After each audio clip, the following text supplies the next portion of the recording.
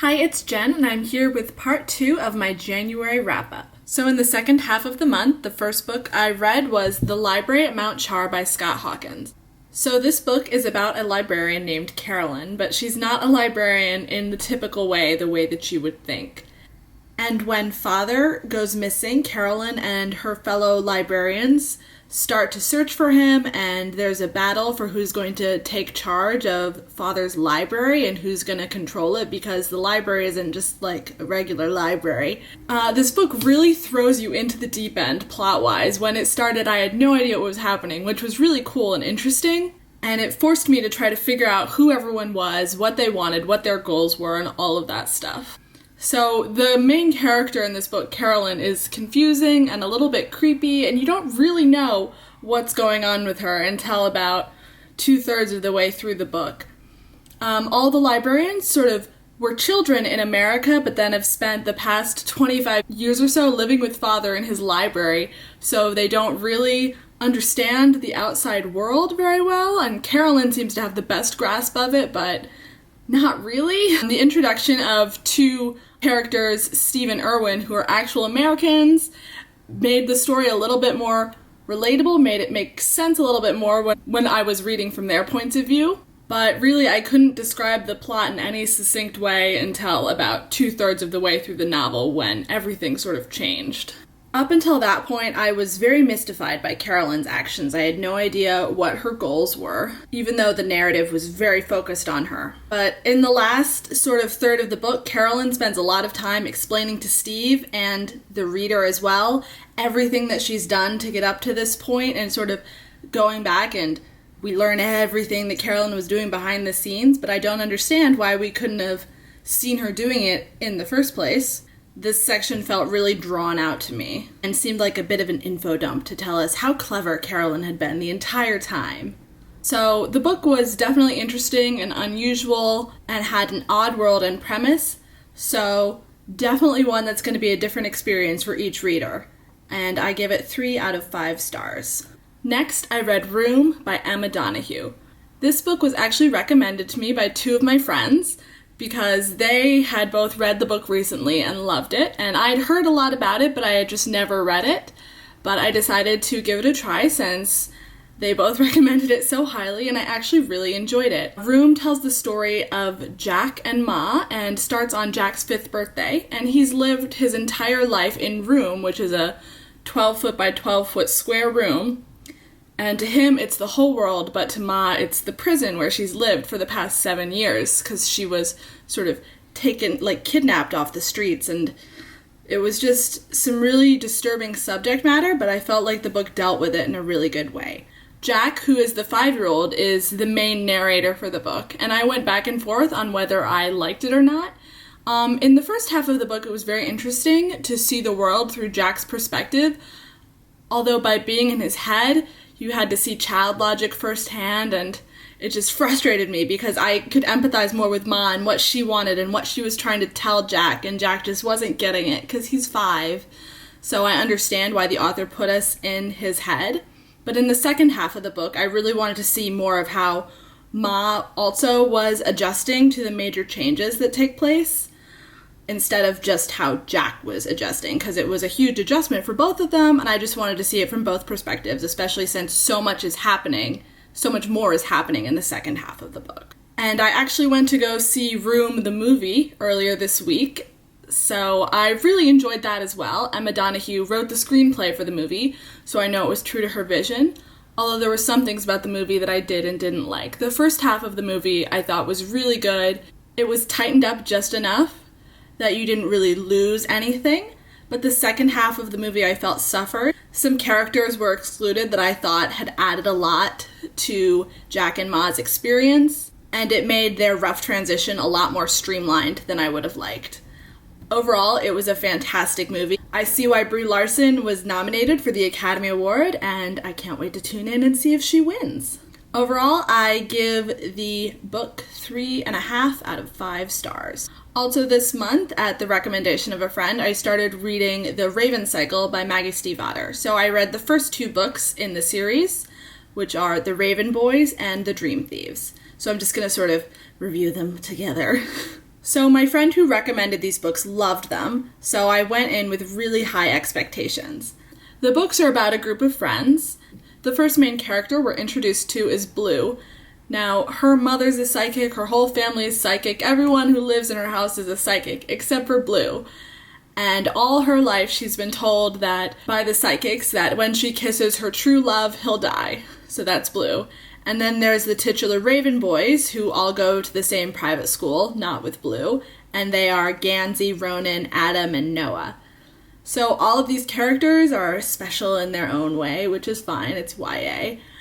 But what I liked the most about this series was the really interesting mythology. So the boys are very obsessed with finding the ley line that runs through the town because they think that a Welsh king is buried there, and if you wake the king, you get a favor from him.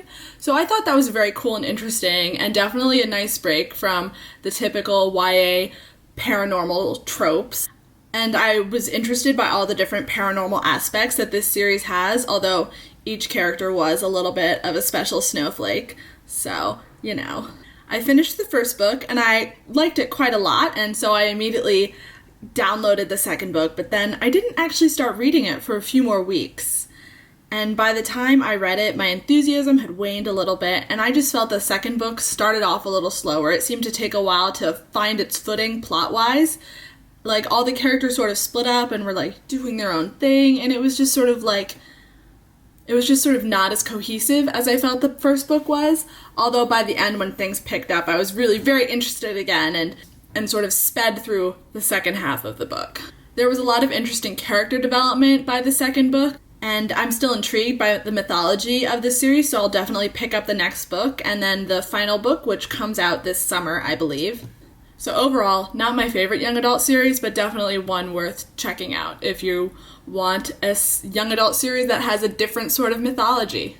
And both books I gave 3 out of 5 stars. Another young adult book that I read this month was Soundless by Richelle Mead.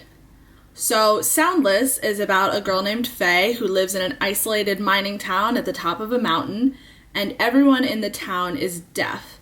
So people in the town suddenly start losing their sight right when Faye regains her hearing. So now that Faye can hear again, she decides that it's her responsibility to go leave their mountain and try to not figure out what's happening, but sort of save the people in the town because they don't have enough food, because they're a mining town, so they have to mine a certain amount and then send it down a zip line, and then if they've sent enough, they get food sent back up. So Faye decides she wants to go talk to the people sending the food to see if they will send them more food. I did not enjoy this book at all. It's billed as Chinese-inspired fantasy, but there's really nothing Chinese or fantasy about this book. The only Chinese aspects of this book, really, are the names of the characters. There wasn't even much fantasy in it until the very end, when fantasy just sort of shows up without... and the ending felt like such a cop-out. And honestly, this book could have been so much better. The idea was super interesting, but I felt like the author really didn't do it justice. Also, I didn't really like the main character, Faye. The author constantly described Faye as signing indignantly or imperiously, and honestly, it was just eye-rolling. Her main love interest, whose name I don't even remember because that's how little of an impact he had on me, was just trying to help her, and she was just very sort of rude to him for the first half of the book. For no reason. I didn't get it. I didn't understand why I was supposed to like her. And the world building in this series was so thin, it was practically non-existent. This book was really a missed opportunity. It could have been something really good, but overall, the plot bored me, the characters infuriated me, and it was just not a fun book to read, so 2 out of 5 stars. The final book I read this month was A Room with a View by E.M. Forster. So this is a classic novel. It was originally published in 1908, and it's about a girl named Lucy. So the novel begins when she is on a trip to Florence with her cousin as her chaperone, and she's touring around Italy, and she meets George, who is this very intense, passionate man, and then in the second half of the novel, she is back in England and she's engaged to Cecil, who's very boring and dull, and it's a lot about Edwardian morals and how repressed everyone was, and sort of Lucy's growth as a person.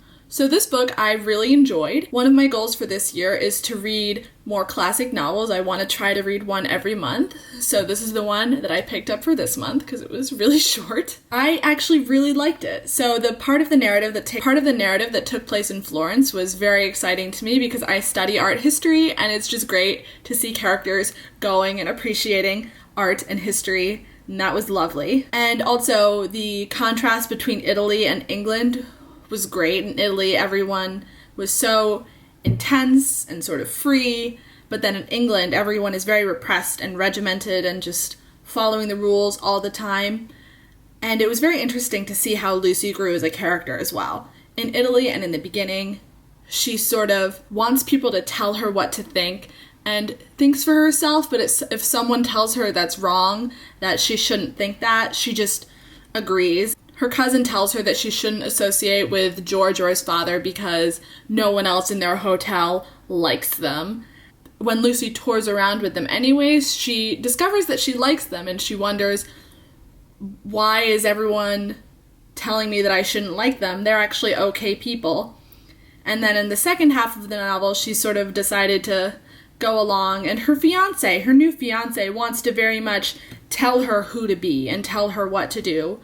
And so Lucy really grows as a person when she decides she wants to be independent and make her own decisions, which is great. I thought she was a wonderful main character, and I was really excited by her journey. I just wish that we had gotten to know George a little bit better. I feel like this is because the novel was so short. There wasn't time for any character other than Lucy to be really well developed. But I feel like Lucy's love for George would have been portrayed better if we had gotten to know George better, other than just a few scenes in Italy and a few scenes in England. Overall, this was a great classic read. It was really easy to get through, so I highly recommend it. 4 out of 5 stars. Alright, so that's what I read in the second half of January. I will link the video for my January wrap-up part 1, and I'll be posting my February 2 read soon. Alright,